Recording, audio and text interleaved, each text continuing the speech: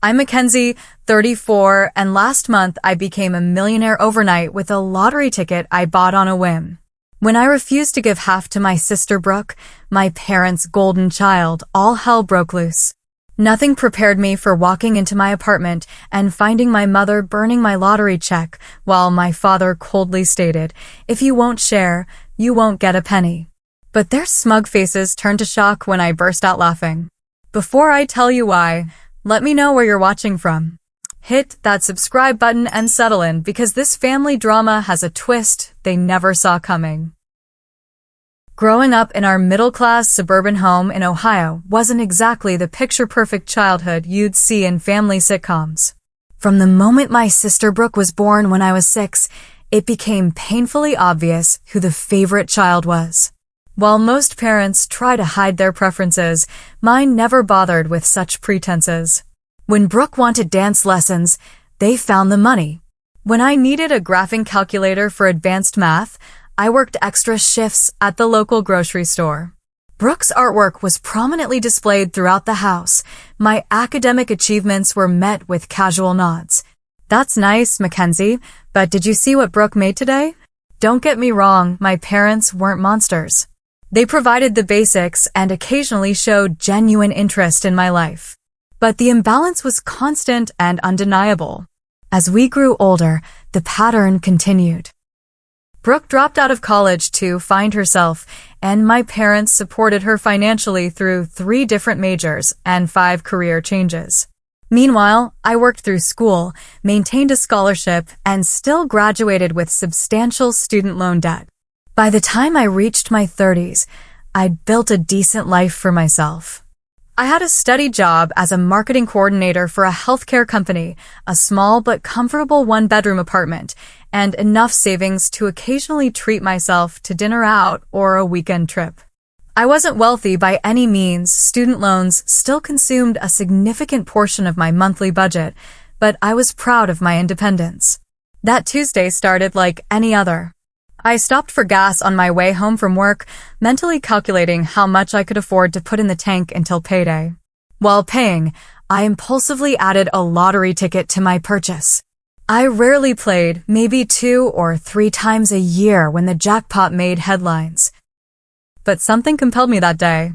"You never know, right?" the cashier said, handing me the ticket with a smile. "Lightning has to strike somewhere," I replied with a laugh, tucking the ticket into my wallet without much thought. That evening, I heated up leftover pasta and scrolled through social media while half watching TV. The lottery drawing came on, and I remembered my ticket. I pulled it out, expecting the usual disappointment of maybe matching one number if I was lucky. The first number matched, then the second. By the 3rd match, I was sitting up straight, heart beginning to race. 4th number, match. 5th, match. When the final number matched, I literally stopped breathing. I checked and rechecked the numbers, convinced I was misreading something. But there it was. All 6 numbers. According to the announcer, the jackpot was $2.5 million. I sat in stunned silence for nearly 30 minutes, staring alternately at the ticket and the television. Eventually, I took a photo of the ticket, then placed it in a Ziploc bag and tucked it into my copy of Pride and Prejudice on my bookshelf, the safest place I could think of at that moment. My hands shook as I called my best friend, Rachel. "You need to come over. Now." And I'm not joking or exaggerating, I managed to say. Rachel arrived 20 minutes later, clearly worried. "What's wrong? Are you okay?" Wordlessly, I showed her the ticket and the numbers I'd written down from the broadcast. "Holy shit," she whispered, eyes widening. "Mackenzie, holy shit. Is it real?" I asked, my voice small. "Can you check the numbers again?" "I'm afraid I'm hallucinating." She pulled out her phone and looked up the winning numbers, comparing them to my ticket. "It's real. Oh my God, it's real. You just won $2.5 million. That night was a blur of disbelief, elation, and fear. Rachel stayed over, and we talked until sunrise about possibilities, about what this could mean for my life. For the first time, I could pay off my student loans entirely. I could buy a house, not just any house, but a beautiful home with a yard. I could invest, travel, donate to causes I cared about. The next morning, I called in sick to work and contacted the State Lottery Commission. They confirmed I needed to come to their headquarters to verify the ticket and begin the claim process. Rachel drove me, as I was too nervous to get behind the wheel. At the lottery office, officials verified my ticket and identity, explained the process, and informed me about my options: a lump sum payment, less after taxes, but immediately available, or annuity payments over several years. They also arranged for a ceremonial big check photo opportunity, though they explained the actual funds would be processed through their financial department and would take approximately 2 weeks. As I posed for photos with the oversized check, the reality finally started to sink in. My life had changed forever in an instant. But I had no idea how it would test my relationships and reveal truths about my family that I had always suspected but never wanted to confirm.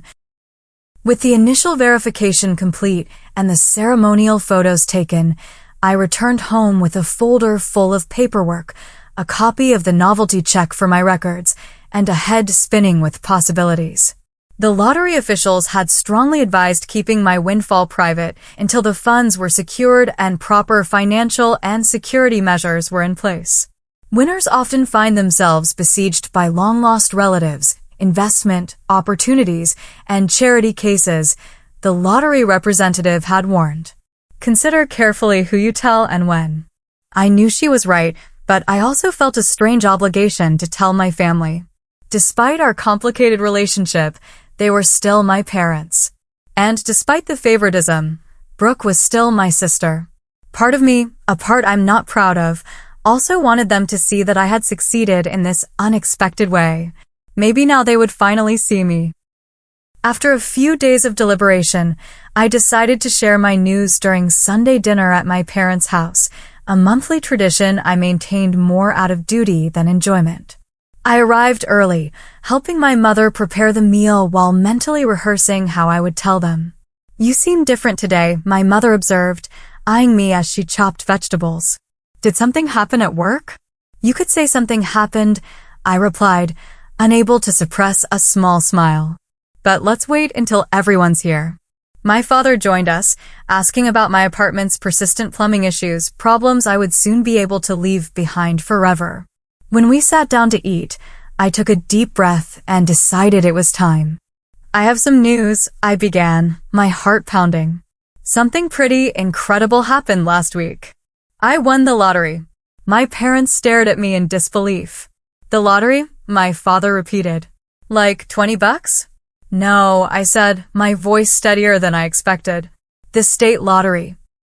I matched all 6 numbers. It's $2.5 million. The silence that followed was profound. Then both my parents erupted in exclamations of shock and congratulations. My mother actually got up to hug me, something that rarely happened in our family. "Oh my goodness, Mackenzie. This is unbelievable," she exclaimed. "Wait until Brooke hears this." And there it was. Not even a full minute of celebration before my sister was mentioned. As if on cue, the front door opened and Brooke swept in, fashionably late as usual. "Sorry I'm late. Traffic was awful." "What did I miss?" My mother practically tripped over herself rushing to deliver the news. Mackenzie won the lottery. $2.5 million.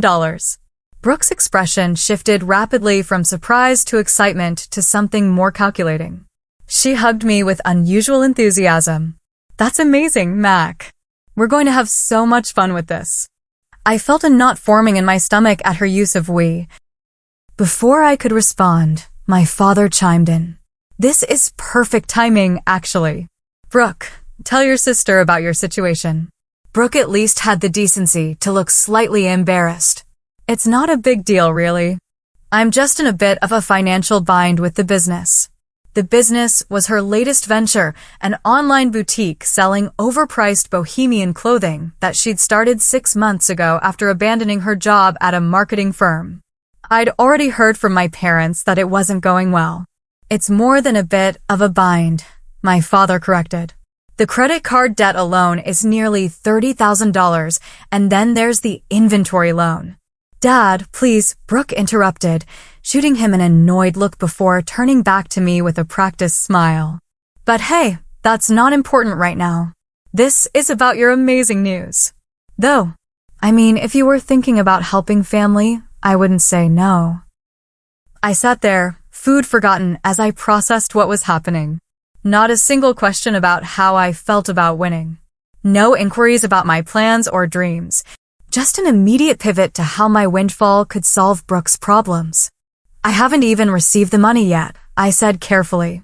There's a whole process, and I need to speak with financial advisors about the best way to. But you will help your sister, of course, my mother interjected, as if it were already decided. Family helps family. And with so much money, you can easily spare enough to clear Brooke's debts and give her business a proper chance. The knot in my stomach tightened. I haven't made any decisions yet. This just happened, and I'm still processing everything. What's there to process? My father asked, his tone shifting from celebratory to something harder. Your sister needs help, and now you can provide it. That's what family does. What about my student loans? I countered. Or the fact that I've been living paycheck to paycheck while trying to build some kind of security for myself. Don't I deserve to take care of my needs first? Don't be selfish, Mackenzie, my mother said, her voice taking on the disappointed tone I knew all too well. Your sister has a real business with real potential. This could be her big break. And what about my big break? I asked, feeling a lifetime of resentment bubbling to the surface. For once in my life, something amazing has happened to me, and immediately it becomes about Brooke. Brooke's expression turned hurt. I can't believe you're being like this. If I won, I would share with you without hesitation. The hypocrisy of that statement was almost laughable. When Brooke had received a $10,000 inheritance from our grandmother 3 years ago, she'd spent it all on a luxury vacation to Bali without so much as offering to take any of us to dinner. The rest of the meal devolved into tense conversation, with my parents alternating between guilt trips and thinly veiled demands. By the time I left, the joy of my windfall had been thoroughly tarnished. Instead of celebrating with my family, I drove home fighting back tears of frustration and disappointment. Once home, I poured myself a glass of wine and called Rachel. That bad, huh? She asked after I recounted the dinner disaster. They didn't even wait 5 minutes before making it about Brooke, I said, my voice breaking. Not a single question about what this means for me or what I might want to do with my own money. I'm not surprised, but I'm still sorry, Rachel replied gently. What are you going to do? I took a deep breath. Exactly what I planned before dinner. Pay off my debts, secure my future, and make smart decisions. And apparently, set some very firm boundaries with my family. Little did I know how severely those boundaries would be tested in the coming days. The morning after the disastrous family dinner, my phone began ringing at 7:30 a.m. It was my mother. I've been thinking about our conversation last night, she began without preamble. I think you were just overwhelmed, which is understandable. But now that you've had time to sleep on it, I'm sure you see how important it is to help your sister. I pinched the bridge of my nose, already feeling a headache forming.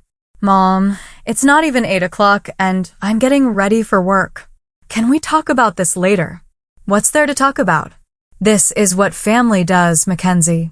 Your father and I have always taught you girls to support each other. The irony of this statement was not lost on me. I need to go. We'll discuss this another time. Before she could respond, I ended the call and silenced my phone. I needed space to think clearly without the constant pressure. At work, I met with my supervisor and vaguely mentioned that I might need to take some personal time in the coming weeks to deal with a family situation. I wasn't ready to disclose my win to my workplace, especially since the funds hadn't been transferred yet. During my lunch break, I checked my phone to find 3 missed calls from my mother, 2 from my father, and a text from Brooke. Hey sis. Just wanted to say I totally understand you needing time to process everything. No pressure. But when you're ready to talk, I have some spreadsheets showing exactly how much I need to clear my debts and get the business profitable. Love you. Red heart. I closed the message without responding. That afternoon, I contacted a financial advisor recommended by the Lottery Commission, someone experienced in working with sudden wealth situations. We scheduled an appointment for the following day. That evening, the calls continued. My father's voicemail was particularly pointed. Mackenzie, your mother is very upset by your behavior. We raised you better than this. Call us back immediately so we can discuss how you're going to help your sister. I didn't return the calls. Instead, I researched financial planning for lottery winners and made notes of questions to ask during my appointment. The next morning, my financial advisor, Ms. Thornton, walked me through the realities of my winnings. After taxes, the lump sum would be closer to $1.4 million, still life-changing, but not the full $2.5 million advertised. The first priority should be establishing an emergency fund and paying off high-interest debts, she advised. Then we can discuss diversified investments for long-term growth and security.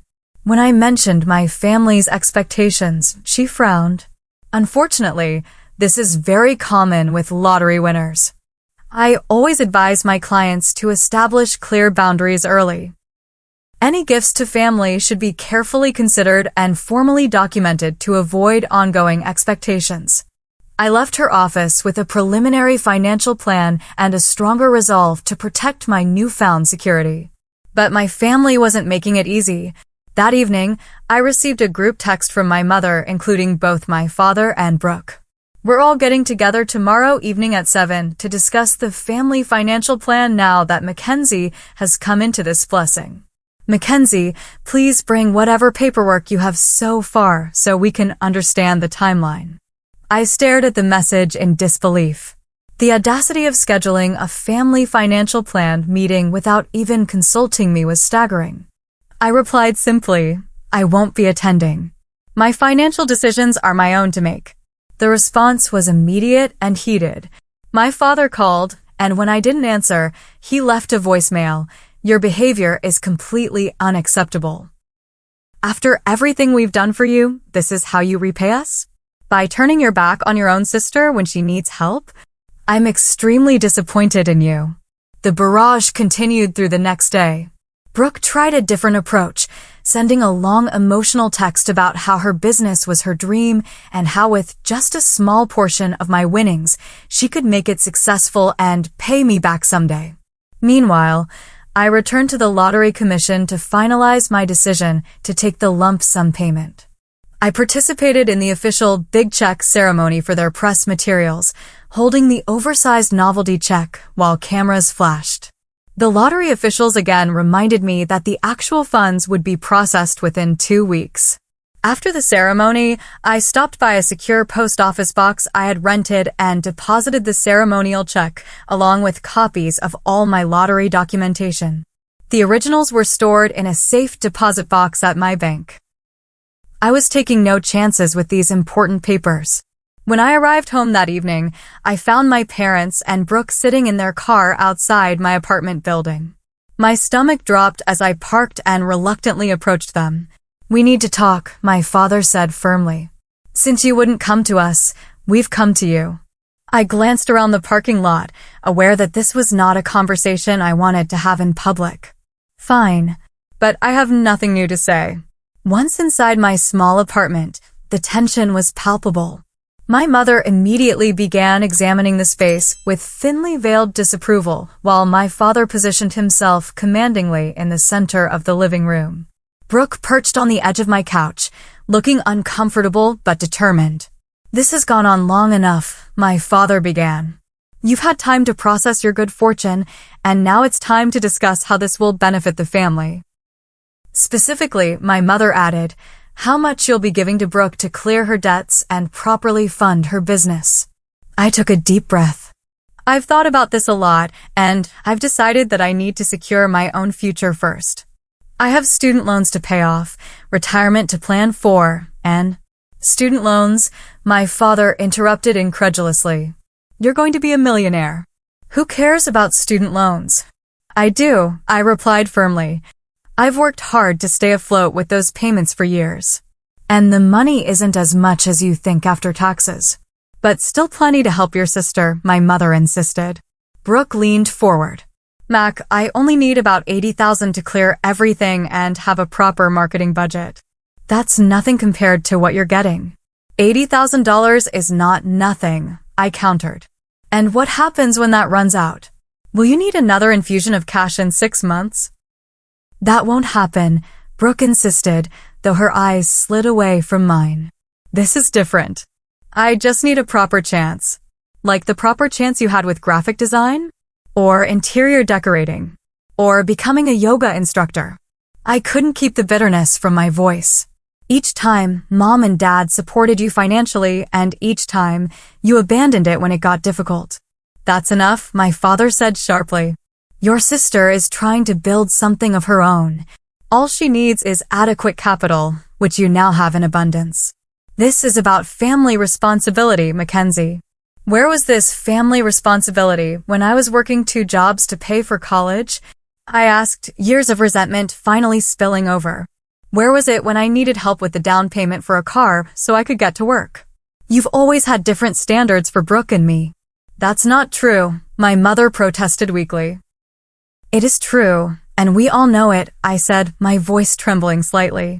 For once in my life, something good has happened to me, and I deserve to enjoy it without guilt or manipulation. The argument continued for over an hour, growing increasingly heated. My parents cycled through guilt, anger, and even attempts at negotiation. What about $40,000 instead?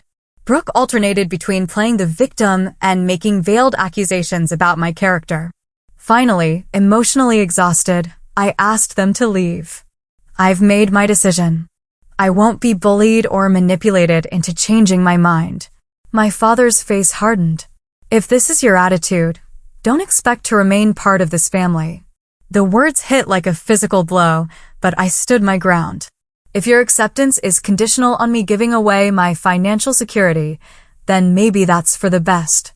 After they left, I collapsed onto my couch, emotionally drained but oddly relieved. I had finally stood up for myself after decades of accepting second-place status in my own family. But I knew this wasn't over, not by a long shot. I called Rachel and asked if I could stay at her place for a few days. I need some space for my family, and I don't trust them not to show up again. Of course, she said immediately. Pack a bag and come over. Wine will be waiting. As I packed enough clothes for a few days, I had no idea how prophetic my distrust would prove to be. I spent 3 relatively peaceful days at Rachel's apartment, going to work as usual but returning to her place rather than my own. My family continued their campaign of calls and texts, but I responded minimally, usually with simple variations of my decision is final. On the 4th day, I realized I needed to retrieve some work documents I'd left at my apartment. Rachel offered to go with me, but she had an important meeting she couldn't miss. I'll be fine, I assured her. I'll grab what I need and be out in 10 minutes. I chose my lunch break, thinking my family would be at work or otherwise occupied. As I approached my apartment door, everything seemed normal. I unlocked it and stepped inside, immediately sensing something was wrong. There were voices coming from my living room. I froze, heart pounding, before recognizing my parents' voices. They were in my apartment. For a moment, I considered backing out quietly and calling the police. But anger overrode caution, and I strode into the living room. What are you doing in my apartment? I demanded. My mother and father were standing by my coffee table. Between them, in a small metal trash can I recognized from my own kitchen, flames were rising from what looked like paper. With a jolt of horror, I realized what was happening. My mother was burning what appeared to be my lottery check.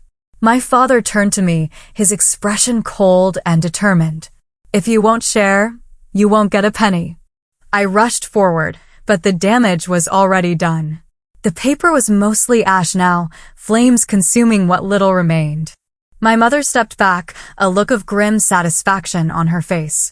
Now we can discuss a fair arrangement, she said. since you'll need to reapply for the prize. I stared at them in shock, my mind racing to process what had just happened. How had they gotten in? What exactly had they burned? And most importantly, did they really think this would work? How did you get into my apartment? I managed to ask, my voice surprisingly steady despite the adrenaline coursing through me. We still had the spare key you gave us last year when you had the flu, my father replied matter-of-factly. You never asked for it back. The violation of my space, the calculated nature of their actions, it was almost too much to comprehend. And yet, as the initial shock began to fade, something unexpected happened. I started to laugh. It began as a small chuckle and quickly grew into full-blown laughter. My parents exchanged confused glances, clearly unprepared for this reaction. What's so funny? My mother demanded. Do you think this is a joke? I struggled to compose myself, wiping tears from my eyes. Actually, yes. This is hilarious. You've lost your mind, my father said, his confidence wavering slightly. No, I finally found clarity, I replied, my laughter subsiding but a smile remaining on my face. Do you really think that's the actual lottery check? Now it was their turn to look confused. My mother glanced at the smoldering remains in the trash can. What do you mean? We saw the photos online from the lottery commission. You holding the check. That oversized check is a prop for photos, I explained, feeling a strange calm settle over me. It's not the actual payment method. No lottery commission hands out real checks for millions of dollars like that. Their expressions began to shift from confusion to uncertainty. The actual payment is being processed electronically, I continued. What you just burned was a commemorative copy I received as a souvenir. It has no monetary value whatsoever. The color drained from my mother's face. My father, always quick to bluster when challenged, shook his head. You're lying. You're just saying that because we destroyed it. In response, I pulled out my phone and opened my email, turning the screen toward them to show a message from the Lottery Commission confirming my electronic funds transfer was being processed. The money will be deposited directly into an account I've set up specifically for this purpose, I said calmly. There was never a real check to burn. The silence that followed was deafening. My parents stood frozen, the reality of their failed manipulation sinking in. Finally, my mother spoke, her voice small and suddenly conciliatory. Mackenzie, we were just trying to break into my apartment and destroy what you thought was my financial security? I finished for her. Yes, I can see that. You're blowing this out of proportion, my father attempted, his authoritative tone returning. We're your parents. We were just trying to bring you to your senses. By committing breaking and entering and attempted destruction of property, I shook my head in disbelief. Do you have any idea how unhinged that sounds? Just then, the front door opened and Brooke walked in carrying a takeout bag. She stopped short when she saw me. Oh, you're here. She looked nervously between me and our parents. I was just bringing lunch for Mom and Dad while they talked to you. While they trespassed in my apartment and tried to destroy what they thought was my lottery check, I corrected, watching her eyes widen. I didn't know they were going to do that, she protested quickly. They just said they were going to wait for you to come home so we could all talk again. Whether she was telling the truth or not didn't really matter anymore. The fact that any of them thought it was acceptable to enter my home without permission spoke volumes. All of you need to leave. Now. My voice was steady, but there was no mistaking the finality in it. Mackenzie, please, my mother began, her tone shifting to pleading. We made a mistake. We were just so worried about the family being torn apart over money. No, I countered. You were worried about losing access to money you believe you're entitled to. There's a difference. After everything we've done for you, my father started. That's exactly the problem, I interrupted. You've convinced yourselves you've done so much for me, when the reality is I've been largely on my own since I was a teenager. You're not entitled to my lottery winnings, and your actions today have shown me exactly who you are. I moved to the door and held it open. Leave now, or I call the police and report a breaking and entering. Your choice. They gathered their things in stunned silence. As Brooke passed me at the door, she paused. This isn't fair. You're being cruel. No, Brooke, I replied quietly. Cruel is expecting someone to sacrifice their financial security for your series of failed ventures. Cruel is supporting parents who would break into your sister's apartment to destroy her property. You've always been the favorite, and you've used that to your advantage your entire life. That ends today. After they left, I immediately called a locksmith to change my locks and began researching security systems I could install. I also called Rachel to update her on what had happened. They did what? She exclaimed. That's insane. Are you okay? Strangely, yes, I replied, surveying my apartment. I think this needed to happen. The illusion is gone now. I see them clearly for who they are, and it's actually liberating. That night, I received a flurry of texts from extended family members, aunts, uncles, cousins, all expressing concern about the family rift and urging me to reconsider my harsh stance against my parents and sister. Clearly, my family had been busy spinning their version of events. I didn't bother responding. Instead, I focused on finishing my packing. I had already given notice at my apartment and found a short-term rental in a secure building across town. No one in my family knew the address, and I intended to keep it that way. As I sealed the last box, I felt a weight lifting from my shoulders. The money hadn't even hit my account yet, but I was already experiencing a different kind of wealth, the richness of clarity, and the luxury of finally prioritizing myself. The day after the burning incident, I took a personal day from work to handle several important matters. First, I met with a lawyer recommended by my financial advisor to discuss the legality of my family's actions and how to protect myself going forward. Breaking and entering is a criminal offense, the lawyer, Ms. Patterson, explained. As is destruction of property, even if what they destroyed was ultimately just a souvenir. I don't necessarily want to press charges, I said, still conflicted despite everything. I just want them to leave me alone. A restraining order might be appropriate, then, she suggested. And I'd recommend documenting everything in case their behavior escalates further. Next, I visited the bank where I'd set up the account for my lottery winnings. The bank manager assured me that all security measures were in place, including requiring in-person identification for any transactions. We've worked with lottery winners before, she explained. Your account has our highest security protocols. No one can access it without your physical presence and multiple forms of ID. As a final precaution, I contacted the Lottery Commission to alert them to my family's behavior. Unfortunately, this happens more often than you'd think, the representative said sympathetically. Rest assured, we will not discuss your winnings with anyone but you, regardless of their claimed relationship. With these safeguards in place, I returned to my newly secured apartment to finish packing for my move the following day. As I sorted through my belongings, deciding what to take and what to donate, my phone rang. It was a number I didn't recognize. Hello. I answered cautiously. Mackenzie? It's Aunt Helen. My mother's sister had always been somewhat of a neutral party in family dynamics, neither encouraging my parents' favoritism nor actively opposing it. Aunt Helen, I responded, my tone guarded. I assume you've heard some version of recent events. I've heard your mother's version, she confirmed. But I've known your mother my entire life, so I can read between the lines.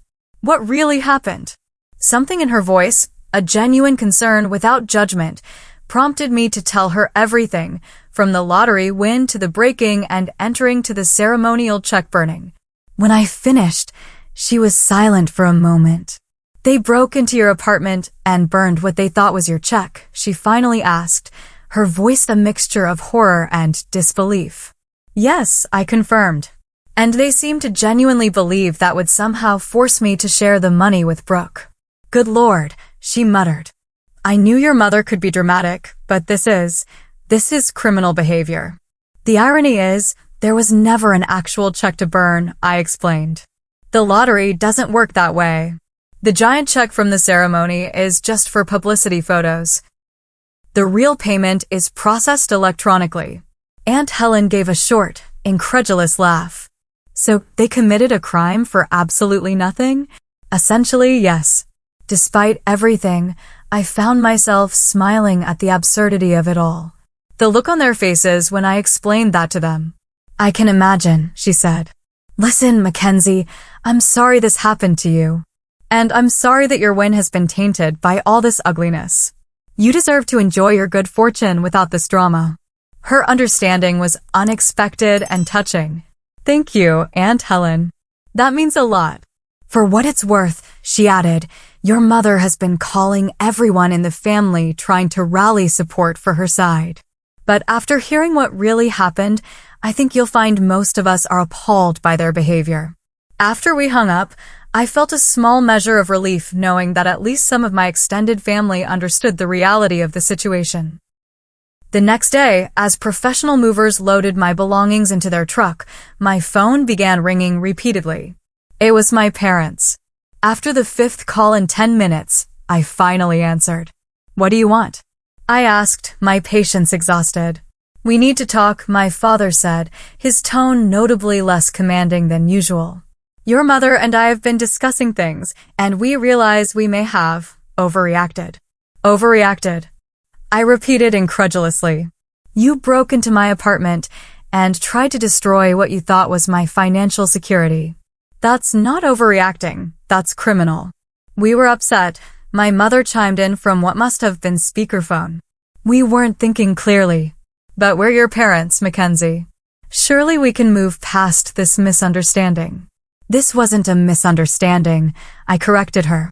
A misunderstanding is when we miscommunicate about dinner plans. What you did was deliberate and calculated.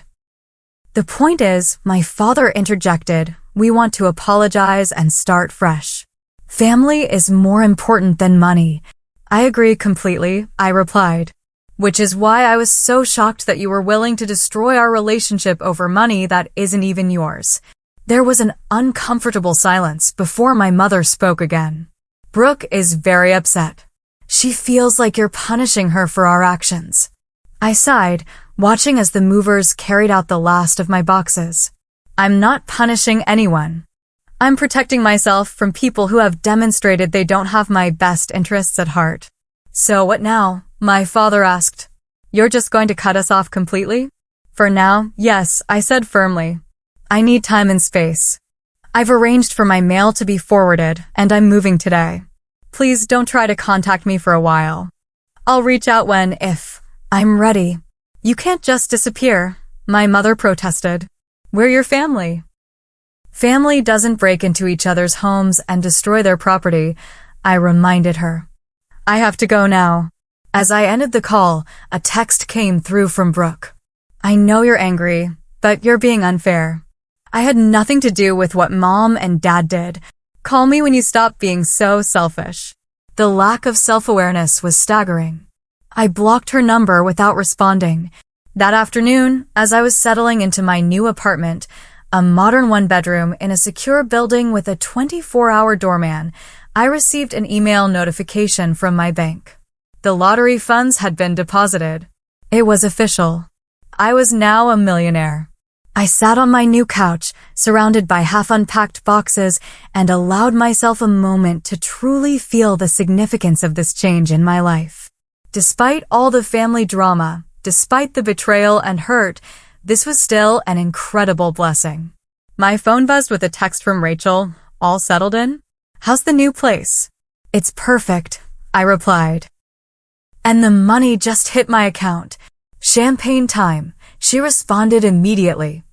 I'll be there in 30 minutes. We're celebrating properly this time. As I awaited Rachel's arrival, I reflected on how differently everything might have unfolded if my family had simply been happy for me. If they had respected my autonomy and my right to make my own financial decisions. If their love had truly been unconditional. But their actions had revealed important truths, painful ones, yes, but necessary to acknowledge. And perhaps that clarity was its own kind of fortune. When Rachel arrived with champagne and takeout from my favorite restaurant, We toasted not just to my financial windfall, but to new beginnings and true friendship. To boundaries, Rachel said, raising her glass. And to seeing people clearly, I added, clinking my glass against hers. As we ate and talked about my plans for the future, I felt a sense of peace settling over me. The money would change my life in many ways, but the most valuable change had already occurred. I had finally recognized my own worth and stood firm in protecting it. The weeks following my move were filled with a strange mix of exhilaration and adjustment. With Ms. Thornton's guidance, I systematically addressed my financial priorities. First came my student loans, nearly $68,000 worth of debt that had shadowed me since graduation. Submitting that final payment brought an unexpected emotional release. I actually cried as I clicked the Pay Off Remaining Balance button. Next, I established a robust emergency fund and set up diverse investment accounts designed for long-term growth. I purchased a modest but beautiful 3-bedroom house in a quiet neighborhood with excellent security features. Nothing extravagant or flashy, just a solid, comfortable home that I owned outright, with no mortgage hanging over my head. "You're being remarkably sensible," Ms. Thornton commented during one of our meetings. "Most clients in your position immediately buy luxury cars or take lavish vacations." "I've waited too long for financial security to risk it now," I explained. "Though I did book a 2-week trip to New Zealand for next month," I added with a smile. "I'm not completely boring." At work, I gave my notice, explaining to my surprised supervisor that I had come into an unexpected inheritance, a small lie that seemed safer than announcing a lottery win. I agreed to stay on for 6 weeks to properly train my replacement and transition my projects. Through it all, I maintained my distance from my immediate family. They continued their attempts to contact me, sometimes apologetic, sometimes accusatory, but I held firm to my boundaries. I did, however, cautiously reconnect with a few extended family members who had reached out with genuine concern. Aunt Helen and I began meeting for coffee every other week. During one such meeting, she updated me on the family situation. "Your parents are telling everyone they're giving you space," she said with a knowing look. "But the reality is they're beside themselves that they can't find your new address.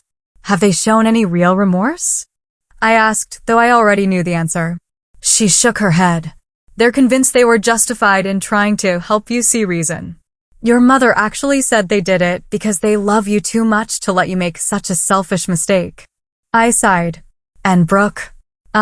Well, that's interesting," Aunt Helen said, leaning forward. "Her business has officially folded. Apparently, she took out some high-interest loans that she can't repay." "I'm sorry to hear that," I said, and was surprised to find I genuinely meant it. Despite everything, I didn't want my sister to suffer. "Don't be too sorry," Aunt Helen replied. "Your parents refinanced their house to bail her out." "Again?" "They what?" I was genuinely shocked.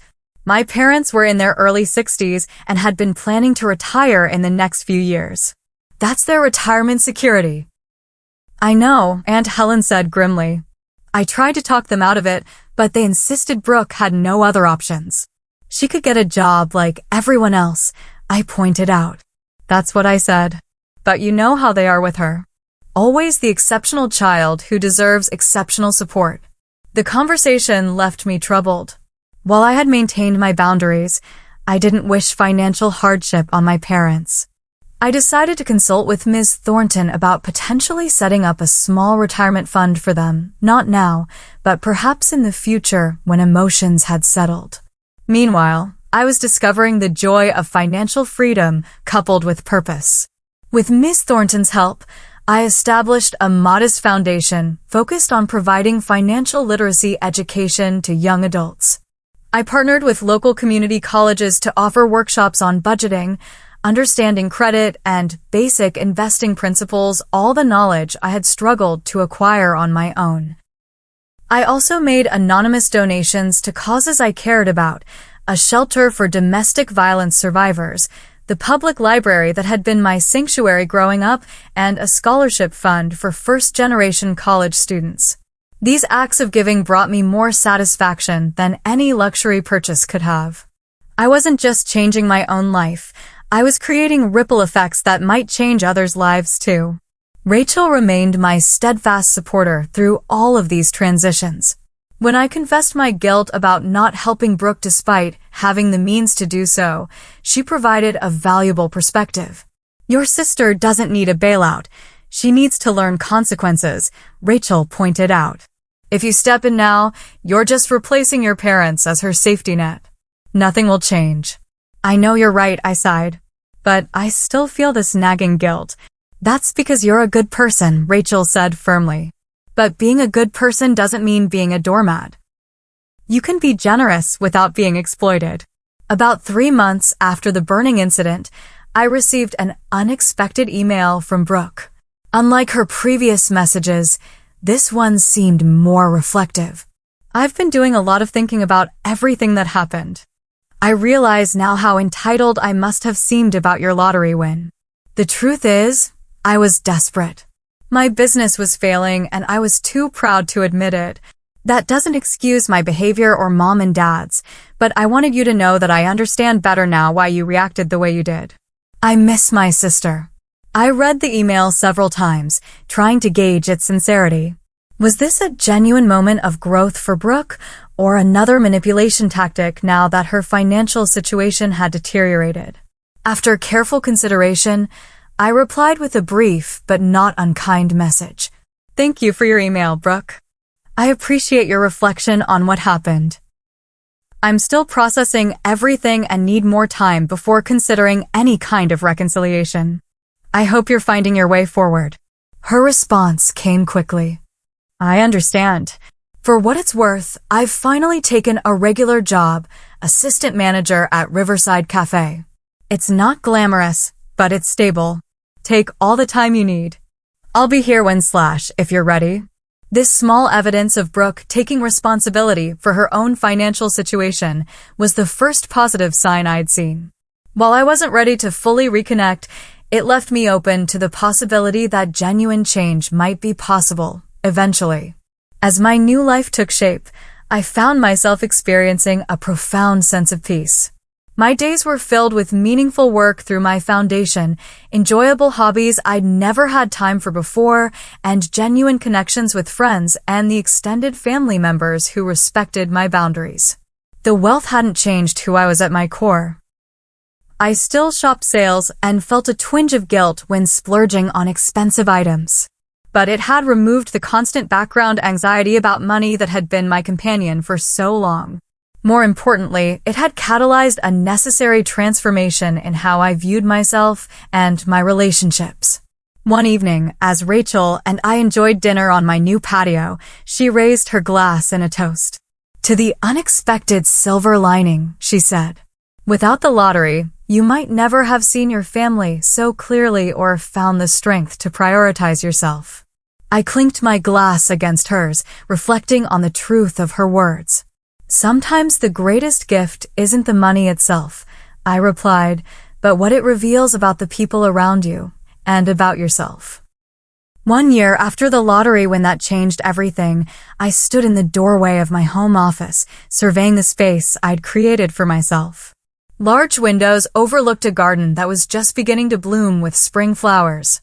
The walls were lined with bookshelves containing volumes I'd always wanted to read, but never had time for. My desk, a beautiful antique I'd carefully restored myself, held a laptop and a neat stack of documents related to my foundation's latest financial literacy program.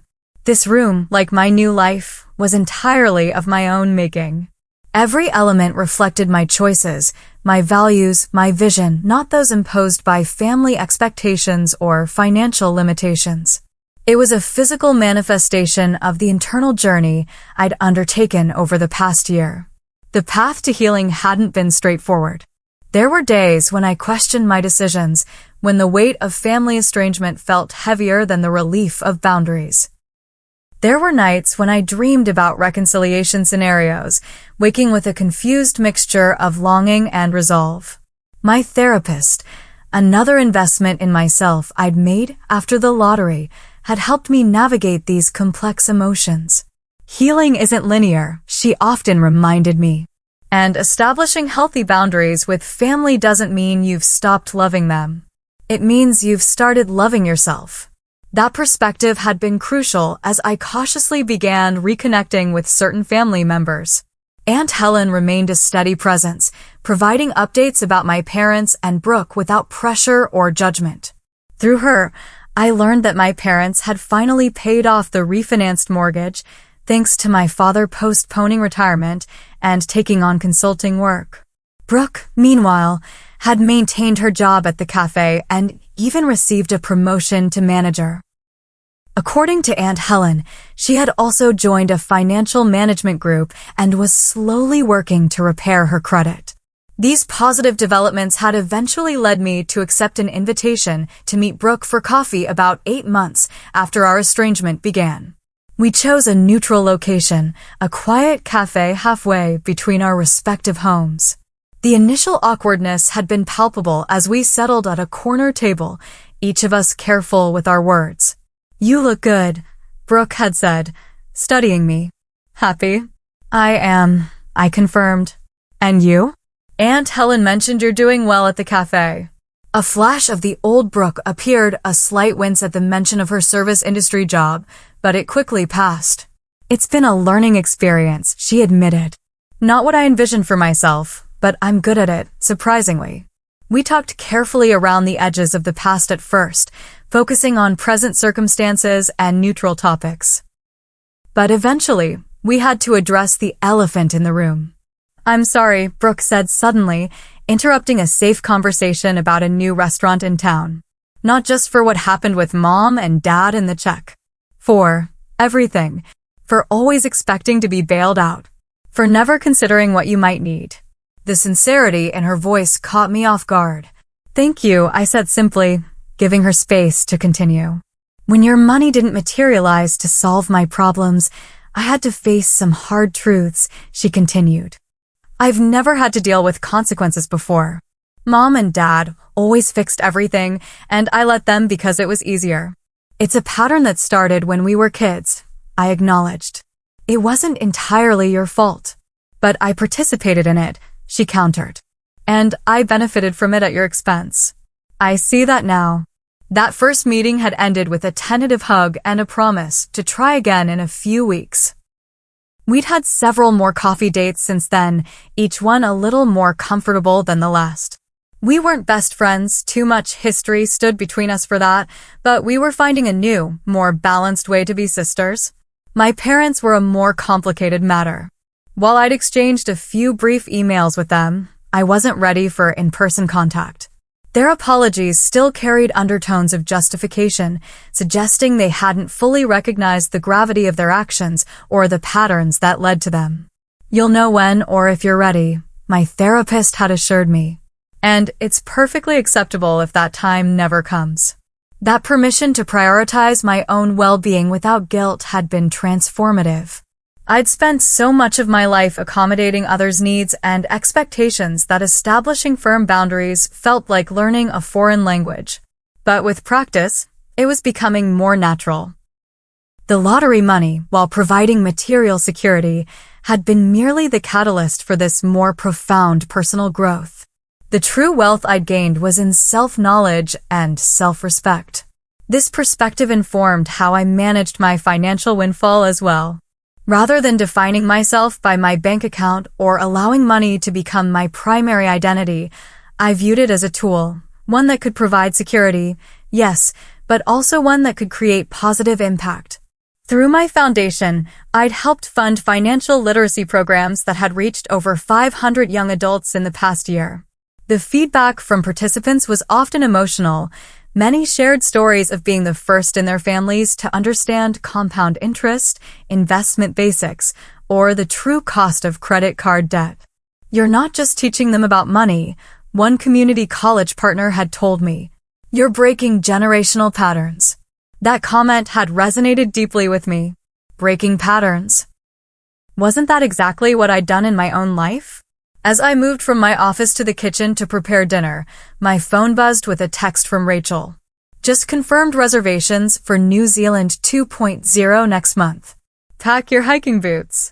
I smiled, thinking about our upcoming adventure, our second trip to New Zealand, this time to explore the southern island. Rachel had been my rock throughout this transformative year, celebrating my victories and providing perspective during moments of doubt. Can't wait, I texted back. Thinking of adding a stop in Australia this time? Her reply was immediate. Yes, let's do it. The freedom to make such decisions, to travel, to explore, to expand my horizons was something I never took for granted. Neither was the autonomy to choose how I spent my time.